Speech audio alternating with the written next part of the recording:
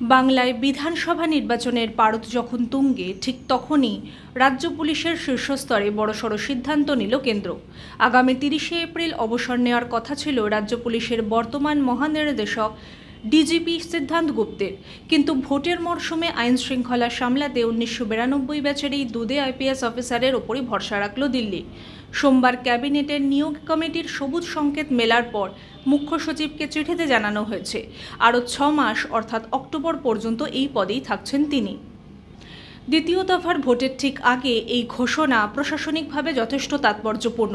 নির্বাচন কমিশনের নির্দেশে ইতিপূর্বেই পীযূষ পাণ্ডেকে সরিয়ে সিদ্ধান্ত গুপ্তকে দায়িত্বে আনা হয়েছিল।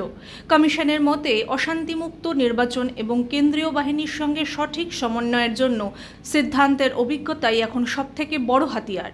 প্রথম দফার ভোটে বুথের 100 মিটারের মধ্যে বড় কোনো অশান্তি না হওয়াকে কমিশন বড় সাফল্য হিসেবে দেখা হচ্ছে।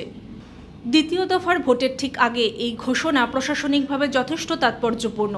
নির্বাচন কমিশনের নির্দেশে ইতিপূর্বেই পীযূষ পাণ্ডেকে সরিয়ে সিদ্ধান্ত গুপ্তকে দায়িত্বে আনা হয়েছিল।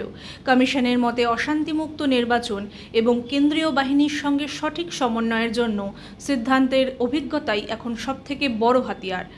প্রথম দফার ভোটে বুথের 100 মিটারের মধ্যে বড় কোনো অশান্তি না হওয়াকে কমিশনের বড় সাফল্য হিসেবে দেখা হচ্ছে, আর সেই সাফল্যের ধারা বজায় রাখতে এই এক্সটেনশন।